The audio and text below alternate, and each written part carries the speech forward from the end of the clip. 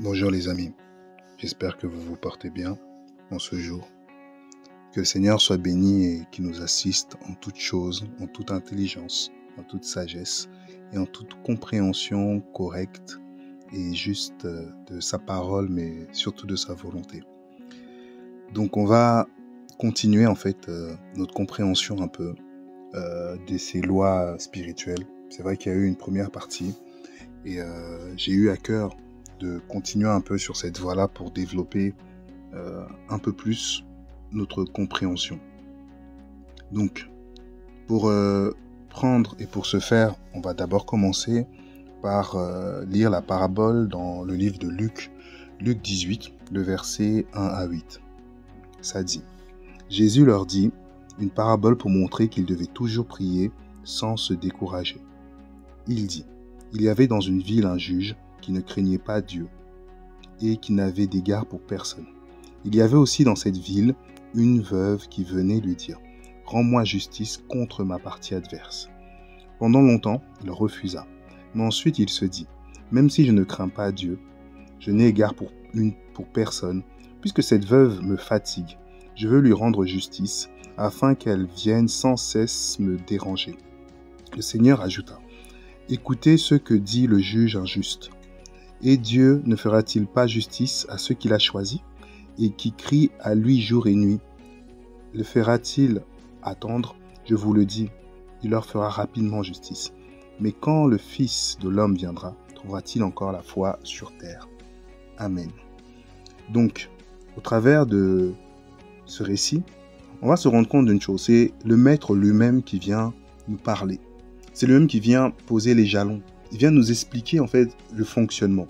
Souvent, nous, on est cantonné à notre logique, on a nos œillères et on reste dans une manière de comprendre les choses qui émanent de notre propre pensée.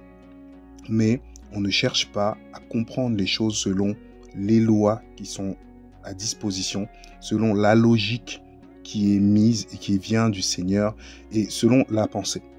Et on se trompe en fait justement, on se fatigue et on perd du temps dans un mauvais champ de bataille ou dans un mauvais combat. Vous savez, la Bible dit une chose. Elle dit « Combat le bon combat, c'est celui de la foi ». Donc déjà, notre premier combat, c'est celui de la foi. Dans le verset 8, on nous dit « Quand le Fils de l'homme viendra, trouvera-t-il la foi sur terre ?»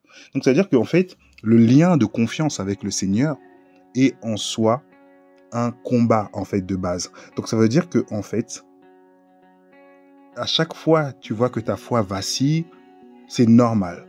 Parce qu'on est dans le combat de la foi. Et ce combat-là, c'est de ne pas te faire voler cette part de confiance que tu as avec le Seigneur.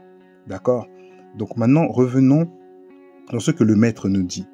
Il dit qu'on doit toujours prier sans se décourager. Et il explique pourquoi dans ce contexte-là. Cette femme veuve a besoin d'une réponse, a besoin qu'on lui fasse justice. Et le mot ici qui est important, c'est de lui faire justice. Comme je disais dans la vidéo précédente, nous souvent on laisse les situations, on laisse le temps partir sans se rendre compte que l'ennemi vient aussi pratiquer sa propre injustice. Et même si on est face à un juge injuste, la justice va venir triompher. À partir de là où nous, on vient l'interpeller. Donc le Seigneur, il te dit quoi? Que lorsque toi, tu traverses une situation dite injuste, en fait, ne t'arrête pas. Tant que tu n'as pas de réponse, continue à importuner et à appeler la justice qui va venir se manifester. Elle est la réalité. Donc, dans cette parabole, on comprend que, oui, on va faire face à des injustices dans notre vie. Oui, on va faire face à des combats dans notre vie. Oui, on va faire face on va faire face à une demande de persévérance dans notre vie. Mais on doit être dans une forme de réclamation afin que les choses changent et soient transformées. Et on nous dit que même ce juge qui ne croit pas en Dieu, qui ne respecte personne, est obligé dans l'insistance d'appliquer la justice. Donc ça veut dire qu'en fait, notre insistance vient transformer les choses et vient ramener la raison là où il n'y a pas de raison.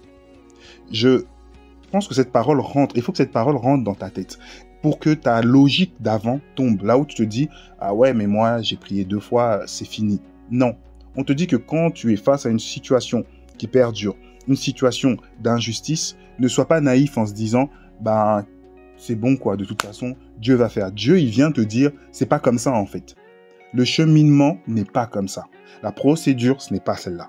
La procédure est que lorsque tu fais face à l'injustice, viens réclamer la justice auprès du juge. Et à partir de là, le juge va prêter un cas en disant, ah, cette personne demande beaucoup. Prenons un exemple. Une sœur, par exemple, je ne sais pas, le Seigneur avait prévu dans sa volonté que cette sœur se marie à 25 ans. D'accord? Maintenant, cette sœur, qu'est-ce qui se passe? La situation perdure. Mais la situation perdure, le Seigneur n'est pas venu lui dire, tu ne te maries pas parce que si. Il n'est pas venu lui dire, je te garde ou je ne souhaite pas, ou je ne te conseille pas. Il n'a pas dit tout ça. Donc, ce qui veut dire que si le Seigneur n'a pas parlé, ou n'a pas dit mot, ce n'est pas sa volonté. Si, pour comprendre ça, Paul, par exemple, qui devait partir à Rome, ou il devait partir à Jérusalem, le Seigneur venait lui dire pourquoi et qu'est-ce qu'il devait subir. Israël, qui est resté 40 ans dans le désert, le Seigneur leur a dit pourquoi. Quand ils ont été à Babylone en captivité, le Seigneur leur a dit combien de temps. Donc, ça veut dire que dans son langage, à chaque fois qu'il y a une période, même quand il y avait la famine, il disait, ah, il y aura une grande famine, peut-être pendant 3 ans. Élie, qui est parti dans le désert, le Seigneur le nourrissait, il a dit, va dans le désert, moi-même je te nourrirai. Donc, il nous explique, il nous enseigne, ou il donne le récapitulatif des choses. Donc, ça veut dire qu'à partir de là où on est dans quelque chose, là où il n'y a pas le mot du Seigneur, le veto ou la directive du Seigneur ou l'enseignement du Seigneur, et que la chose perdure, ce n'est plus lui. C'est-à-dire qu'on a perdu la trace. Donc, pour continuer un peu ce qu'on dit, on va aller dans, pour comprendre la pensée plutôt, on va aller dans le livre de Nombre. Nombre 27, le verset 1 à 11, ça nous dit que c'est une histoire en fait, c'est un texte peu connu, mais on nous parle de 5 filles, d'accord, de Sélophéade, en fait, qui viennent porter une requête à Moïse au sujet de l'héritage de leur père. Parce que son père est mort, mais il n'avait pas de fils qui devait hériter. Et selon la loi, les jeunes femmes, en fait, en déshérence, elles ne devaient rien avoir. Et en gros, l'héritage faisait que le nom du père devait rester. Parce que le souci des Israélites, l'avant, c'était que le nom perdure. Et le nom passait de fils en fils, en fait. Et donc, elles se sont dit, mais mon autre père va partir. Et en gros, on n'aura plus rien. Elles disent, notre père est mort dans le désert. Dans leur requête. Or, il n'a pas laissé de fils. Faut-il que le nom de notre père disparaisse de son clan, du fait qu'il n'a pas eu de fils? Donne-nous donc à nous-mêmes une propriété, comme aux frères de notre père. Donc, on est dans le livre de Nombre, versets 3 et 4. Et en gros, on va se rendre compte que ces femmes sont venues réclamer quelque chose qu'elles trouvaient injuste. Et quand on va se rendre compte que dans le code juridique en matière d'héritage, on donnait pourtant en fait l'avantage quasi exclusif aux fils, parce que c'était eux seuls qui héritaient de leur père. Et parmi les fils, il y avait l'aîné qui avait beaucoup plus d'avantages que les autres. Donc il lui revenait la double part, ou les 2/3 de ceux qui étaient dévolus pour chacun des fils. D'accord? Ça, on trouvera ça dans Deutéronome 21, verset 15 par là. Et on dit, en cas d'absence de ce fils-là et de la fille, en cas d'absence de fils et de fille ayant un statut d'héritier, on prescrit que, en fait, l'héritage va venir au consanguin mâle, donc au défunt du côté paternel. D'accord? Donc la veuve, en fait, généralement, elle n'avait aucun droit sur l'héritage. Chose qui existe encore même dans des pratiques africaines, donc en Afrique centrale. La veuve n'avait aucun droit. Et donc on montre, en gros, que le cas d'héritage transmis aux filles, alors même que, comment dire, ce cas-là n'existait pas en fait. Ce cas-là n'existait pas. Donc on va se rendre compte que ces 5 femmes qui se sont levées, qui sont venues mettre en place leur requête, faire leur demande, sont venues demander une justice en disant, on vit une injustice. Elles ne se sont pas endormies, elles ne se sont pas lamentées. Et tout de suite, la réponse du Seigneur n'a pas duré. Il a dit, elles ont raison. Est-ce que tu t'imagines? Ça veut dire que toi, maintenant, tu es cette personne qui devait te marier à 25 ans, cette personne. Cette personne, le temps passe. Seigneur, j'attends ta volonté. Voilà. 39 ans, 40 ans. Ouais, mais Seigneur, tu dures, tu vis des frustrations, des choses difficiles. Mais tu ne t'es pas rendu compte, tu n'es pas parti réclamer justice. Parce que le Seigneur ne t'a pas dit, c'est ma volonté, il ne t'a pas dit, donc tu t'inventes des choses, l'ennemi te parle, mais il te vole ton temps. Donc ça veut dire qu'à 50 ans, tu te maries, mais tous les 25 ans passés, l'ennemi te les a volés. Pourquoi?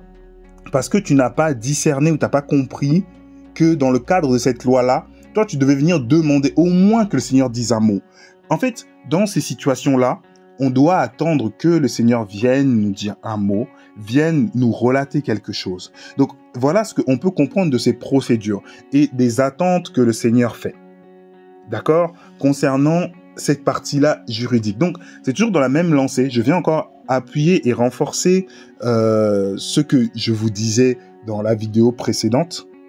Et comme je dis encore, j'attends encore d'autres questions pour continuer à explorer encore plus en fait ces choses-là.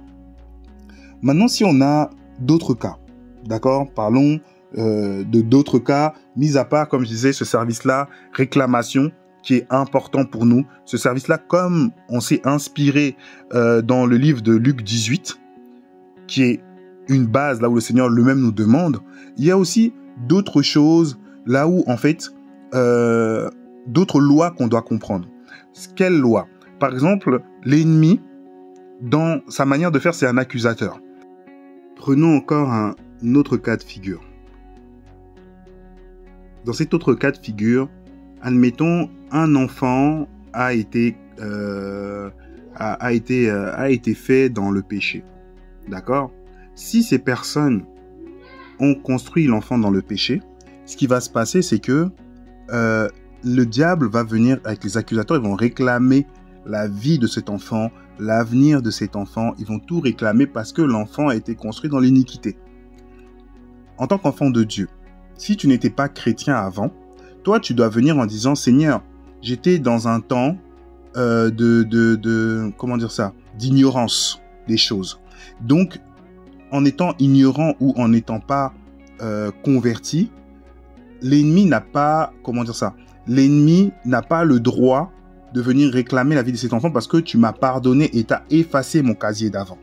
Donc maintenant, toi, tu viens réclamer ton droit en disant, étant innocente, je suis une nouvelle création. Et étant une nouvelle création, l'ennemi ne peut plus venir réclamer ce qui était avant parce que c'est effacé. Le Seigneur, il efface en fait notre casier.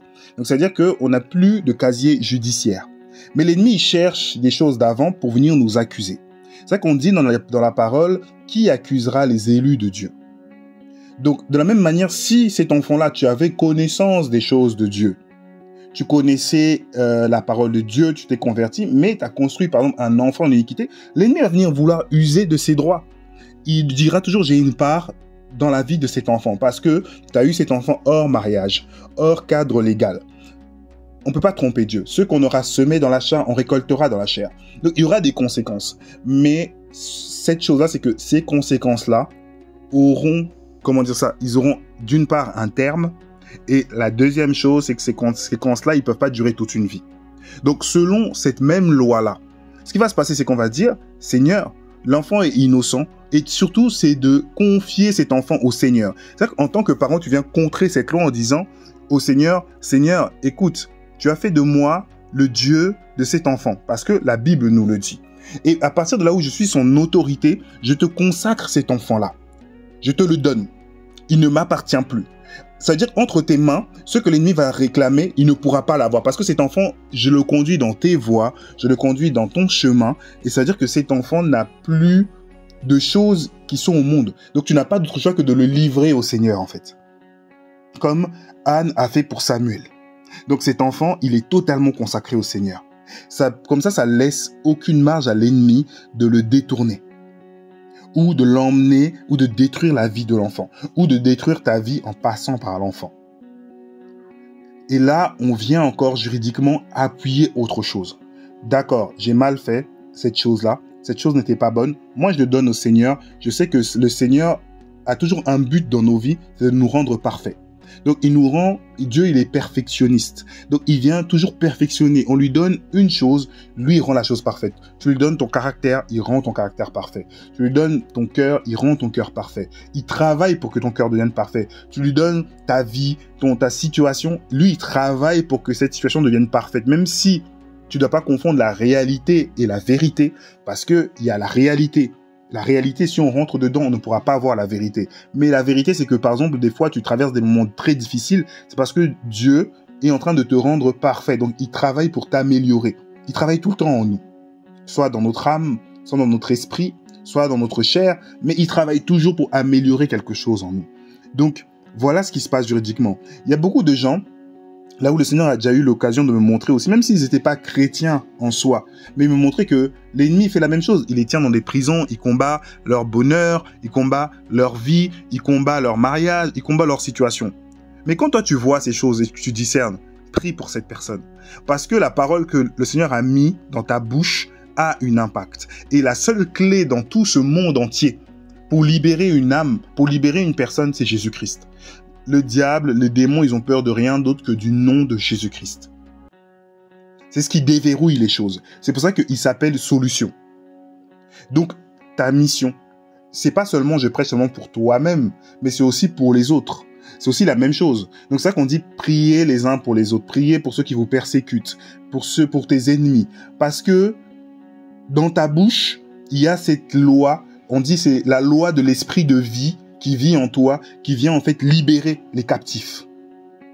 Donc le Seigneur, il n'est pas injuste en disant simplement, toi les chrétiens, c'est que les chrétiens entre eux. Non, ta mission, c'est aussi les autres en fait.